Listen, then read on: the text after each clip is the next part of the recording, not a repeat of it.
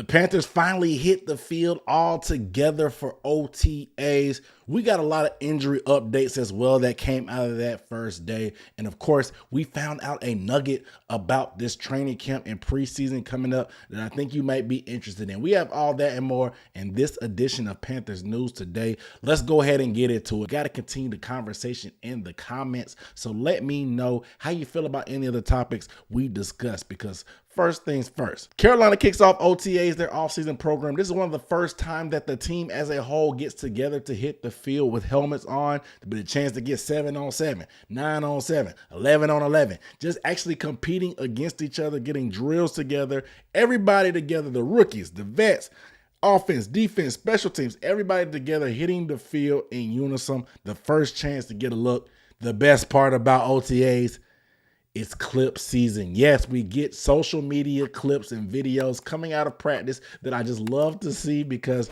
it's been a minute since we've seen our favorite team in that black and blue. Let alone that, we added a lot of new friends. When I'm talking about Tedero McMillan, I'm talking about Princely Umar-Yellen, I'm talking about Nick Scourton, I'm talking about Trevor Mowry. A lot of guys that we've added this offseason has given this team a new look. So this is their first opportunity for fans to see it. There's going to be 3 days of these activities as well. Today was the first and only day of OTAs that the media was there. So we got a lot of in-depth information about that as well today. But moving forward, there'll be another couple of practices and then mandatory minicamp. Currently, OTAs are voluntary, but mandatory minicamp will be coming later on in June. And then, of course, after they break and do that, it's going to be time for training camp, and then you know what time it is. So we're getting close. We're making our way closer and closer to football season, less than 100 days out. So let's go ahead and talk about the latest news out of Carolina's OTA. Let's start with the injury updates. First things first, we're getting some good news back. We're getting Derrick Brown has hit the practice field with a helmet on. No, he did not participate in any of the team drills and whatnot, but him actually being active with the helmet, working with the trainer on the side, is a positive sign for progress. We haven't really heard a ton of specifics about how Derrick was doing, except for the fact that we saw videos of him working out with the team and doing squats and stuff. But after tearing that meniscus in the first week of the season against the Saints, it's good to see my boy back on the field, the big fella. We're going to need him if we're going to turn this defense around and get to where we want to be. A big part of the issues last year was Derrick Brown being injured. We're talking about a top 10 player at his position. We're talking about one of the best run defenders in the NFL. We're talking about the best player on this Panthers team, in my opinion. So being able to add him back to the equation changes the math for everybody. So I'm super excited to get the big fella back. He said that his goal was to be ready for the regular season. That's my goal too. A lot of people were freaking out about the words of him saying that and him potentially missing everything up leading to that. I think him just saying that's the bar. The bar is, hey, at worst case scenario, I want to be ready for week 1. And it sounds like and seems like he's well on his way. So we're monitoring his progress as we continue to move on through the all-season program. I'm not sure if he'll do anything in these OTAs, maybe a mandatory minicamp. When they ramp it up, he'll beginning to start participating in the team stuff. But regardless, him having a helmet, being on the field is a big step. The next bit of injury news is Jalen Coker, wide receiver, has been working on the side with the trainers as well today. He has a soft tissue injury that has popped up that they're being very, very precautionary about by holding him out. And it's disappointing that I wanted to see my boy get on the field and do his thing, because we know he was cooking with Bryce Young in that final drive of overtime versus the Falcons last time we saw them in some real game action, putting the team on his back, going 3 for 3 in must-have-it situations. We know the undrafted Jim was a guy that kind of came out of nowhere because we didn't spend a draft pick on him. I know a lot of people would say it was a nice sleeper pick, but for an undrafted guy to do that with the things he did as a rookie are things that doesn't really happen for us as a Panthers organization. One of the best gems and finds and moves by this Panthers team last offseason. But for him to have a soft tissue injury, I'm a little bit nervous, because last year he missed games because of soft tissue injuries. I chalked it up pretty much to just hitting that rookie wall. You used to playing only 10, 11 games in college, but you go to doing 16, not to mention you've been grueling and grinding ever since May up until, December? Yeah, your body's going to take it's going to take a little bit of toll and taxing on it. So I just chalked it up to that. But to see it pop up again, it makes me a little bit nervous. And I know it's OTAs, it's voluntary, it's precautionary. It don't even matter. but these injuries just make me itch, you know what I'm saying? Just feeling that. And so I don't want it to be anything chronic where it's always something, because receivers, you run a lot of routes, you run a lot of sprints, you put a lot of energy and effort into those, and it's taxing on your legs. So these type of things can pop up occasionally for these guys, but I'm just going to monitor what's going on with Jalen Coker as we move forward. I don't want to freak out about it, but I'm a little bit disappointed that we don't get to see him out there running routes and doing his thing there as well. But I will be paying attention to his progress. We'll see if he does anything in OTAs. We'll see if they wait till mandatory minicamp later on this month before he gets on the field. We'll just monitor, and I'll be sure to keep you guys updated. The next injury is DJ Wanham, who has a back injury that flared up apparently. And this is really scary to me because I hate back injuries. They're just hard to get a read on. They nag. It's hard for them to go away. I don't know exactly what happened to him, but this is another precautionary holdout of practice by Dave Canales, according to him. And this is cumbersome to me because DJ Wanham is going to be our starting edge rusher.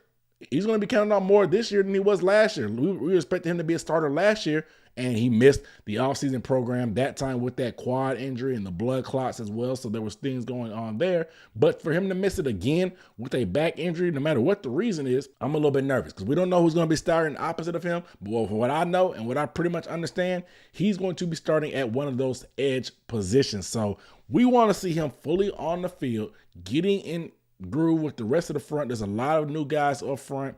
Derek Brown will be coming back, so he'll be playing with Derek Brown for the first time as well. So I want to see him mix it up. This is a guy that had 4 sacks in 8 games last year. In the games he did play, he was okay. You know what I'm saying? Sometimes against the run, it can be a little if that in the third, but we have more depth this year. But he was able to get after the passer, show a high energy and effort, and make some things happen. So I want our starting players on the field together, being able to learn. That's what this time of year is for, to be able to learn each other and get used to the system. So we'll see what happens. But that's not the last back injury and not the biggest concern, believe it or not. The biggest concern has to be Tommy Tremble, who had back surgery last week. Last week, Tommy Tremble just had back surgery, and we found out about it. He was not at practice today. According to Dave Canales, at practice initially, when they asked him about it, he said that Tommy Tremble would be good for training camp. He didn't expect anything crazy. But then the team spokesperson came out and corrected Dave Canales because he was wrong, saying that, Tommy Tremble, we're not going to be able to evaluate him again until training camp. He just had that surgery last week. We'll evaluate if it's time to start rehabbing then. According to them, he's not going to be out for the season, but it seems like he's going to miss a good chunk because they said they wanted to go ahead and get the back surgery done. He was hurting last year during the season towards the end, and they said since he's young, they want to get it done. Where was this decision making that was happening when they gave him the contract? Not saying they shouldn't have gave him the contract, but these are things that you have to think about because I'm a Tommy Tremble fan on this channel. But at the same time, this leaves a little bit of a question mark. Okay, why did you wait this long to decide to give him surgery? Why not just get it done earlier? That way, all this time that he's resting and doing all this and that's between the offseason activities, he can be good. That way, by the time training camp comes, he'll be fine and he doesn't go on the PUP list, which is probably what's going to happen now. I'm just trying to think of the thought process and the math that's going on here because I thought we got new team trainers and that's supposed to be a lot more smarter and proactive on these type of things. You know what I'm saying? So what's going on here, man? I hate to start questioning injuries because I'm not no professional. I'm not a doctor. I don't even play one on TV. But at the same time, I can think logically and wonder and ask questions because we fumbled a lot of injuries over the years in Carolina. So I just hope it's not one of those situations happening with Tommy because I am a Tommy fan. Again, we just gave him that new contract this offseason. And so this is going to put a lot of pressure. This makes sense why they drafted a Mitchell Evans in the draft. This is a lot of pressure on a guy like JT Sanders. JT Sanders is used to it. He got his opportunity because of similar circumstances. Tommy Tremble was hurt during training camp. Ian Thomas was hurt during training camp. That left nobody other than JT Sanders to start working with the ones, and it helped him really kind of parlay that into opportunities during the regular season as well. Mitchell Evans probably slotted as tight end 2 currently. So we're going to see what happens with him there, as well as how he progresses as a rookie, because tight end is one of those positions that aren't easy to transition into the big leagues right away with. So he's going to be forced into action. Do the Panthers go and sign a guy like Jordan Matthews, who they released just a few months ago earlier in the offseason when they had to get the roster down to 90, just to give the tight end room some more depth so they feel good about it? He's a veteran presence. He has experience. He knows the system. Do they want to stick with the youth movement and just say, we good on Jordan? We'll see what happens. But they've known about this Tommy Tremble news for about a week at least and some change, and they didn't pick up Jordan Matthews. So unless something else happens to the tight end room, I'm not sure if that's going to be the case. We'll see what happens with training camp and how the numbers work out, because you want to make sure you have enough depth. That way you can rotate guys. You guys let me know down below in the comments which of these injuries is probably the most concerning for you, and are you happy to see Derrick Brown? I know your answer is probably yes, but I just want to get your thoughts down below. Let's talk about what actually happened on the field for the people that were available. Offensively, man, it sounds like things were clicking for the team today. The offensive weapons was making plays.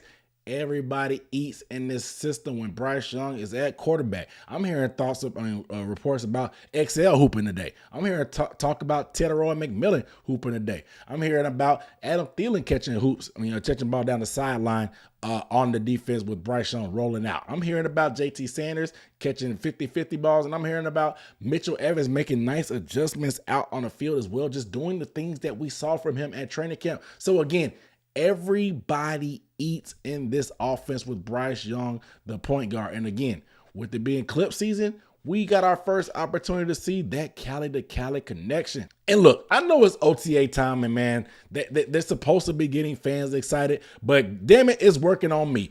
I'm feeling real delusional. I'm not gonna lie. I'm just thinking, like, how did the NFL really mess up and let us get this guy? This guy is 6'5", 220 pounds, can get down the field, has hands like that can catch the feathery touch passes of Bryce Young as he lays it out for him. The league, man, I don't know. The league is a couple things. The league ain't a few things either. The league ain't in Africa. The league ain't in Asia. It ain't in South America. But the league is in trouble, because with Bryce Young hooking up with Tedero McMillan, this is a deep down the field threat that I think if you leave him one-on-one, he could be trouble. You can look at Bryce Young in this clip, looking to the right real quick, and pop, turning their head to the left, dropping it over the top in rhythm, dropping it in the bread basket over the shoulder with the arms extended to T-Mac. Man, more. The people want more. The streets need more. We want more of these type of clips, more of these type of plays, man. This just gets me excited to see how this combination is going to work out together on the field during the regular season. I cannot wait until the real jerseys drop and I can get me a T-Mac jersey to rock on the Sundays, because I'm definitely got to get that one in black, you know what I'm saying, whenever those drop. But I'm happy to hear that the connections across the board are looking very, very sharp. Like this, for this to be the first day for everybody to really make some plays all over the place, nothing but positive signs, and the reports seem like things are looking pretty well for this team. And this is, like I said, this is the only chance for the media to really get a peek at what's going on during OTAs. So I'm glad that all the reports were very, very nice in terms of the offensive favor. But it wasn't all sunshine and roses for the offense. The secondary sounded like they stepped up and did their thing too. Shaw Smith Wade, yes, the second-year nickel corner, had a pick on Bryce on the first pick of OTAs, intercepting him, and it sounds like he would have took it back to the crib because not that many people chased him and there weren't that many people around him. But to me, I'm not concerned about Bryce Young throwing picks, especially to this defense, because we were so bad. Hearing them make plays at all, I'm here for it. They could get a pick every day, and I wouldn't be mad at our offense. I want to see the defense step up. Again, we need this group to at least get up to below average to average for us to really go where I think we can go. So them stepping up and making plays and pushing back on the offense, I'm here for it. I'm not going to lie, because I have confidence our offense is going to figure it out. And with the weapons that we have, can put a lot of pressure on the defense. So to see our defense making plays, I want to see that. I'm a little bit skeptical of Shaw Smith Wade, and I've talked about how we needed a nickel at times. but I'm on 1000% here for a Shaw Smith-Wade step up in his second year and a breakout in his second year. Just a little bit of kinks that need to be worked out for him, playing in the run, fitting some runs as a nickel back, in coverage as well, and being confident in what he's doing, playing on the inside versus on the outside, which is what he did mainly in college. But if he can make that step up, we need it, because in terms of being a coverage nickel, he's the only guy we got. We got some guys that can play inside like J.C. Horn when needed to, but Shaw is the guy right now that nickel by default. So you want to see that. And Dave Canales talked about how him being in his second year, him and guys like Damani Richardson just putting in all the extra work, whether it's in the classroom or staying after practice on the field, and having that work pay off. There's nothing like putting in that extra time and effort and seeing the fruits of your labor hit the field. And so I hope this is a confidence boost for him. I hope we see this type of progress from all our second-year players on defense, in particular Trevin Wallace as well, who is still recovering from his shoulder injury too this offseason. So I would love another year being comfortable in the system, paying dividends for us on the field. So you guys let me know how you feel about potential Shaw Smith-Wade being that nickel cornerback. What is your confidence level in him on a scale of 1 to 10 in terms of him being that starting guy?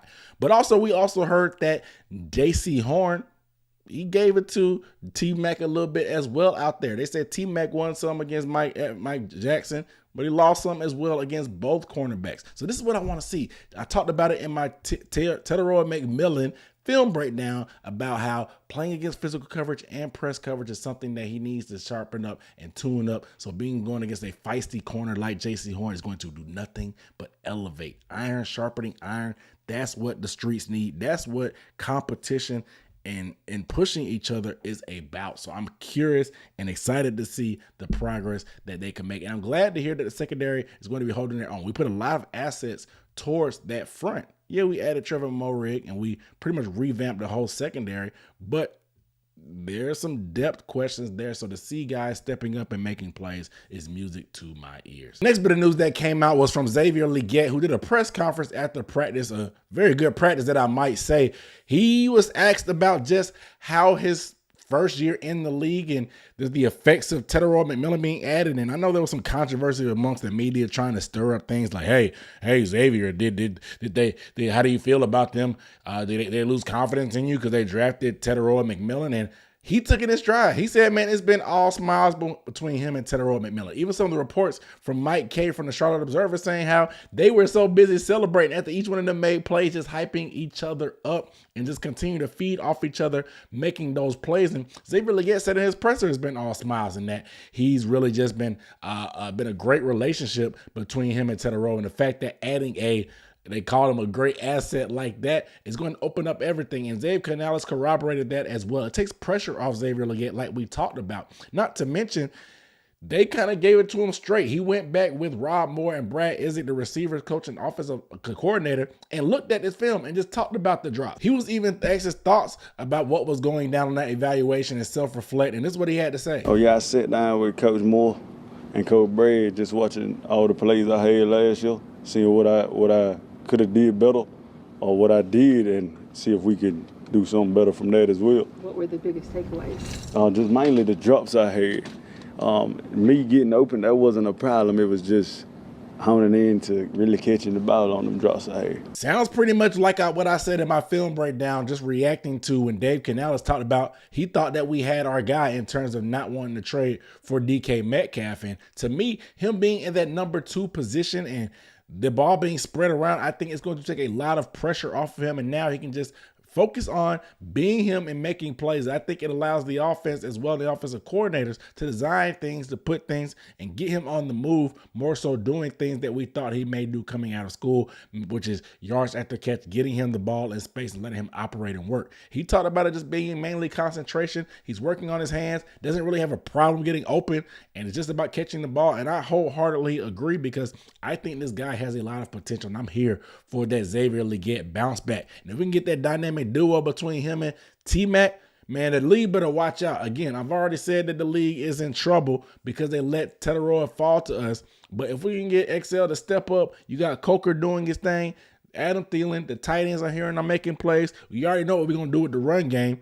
I'm feeling sorry for the people that's going to stand in our way and the people that are doubting us, because I'm ready for this team to really prove to us as fans and to themselves and to the world that we're not a punching bag anymore in this league. Really send a message to these guys, because I'm tired of my favorite football team being the butt of every joke.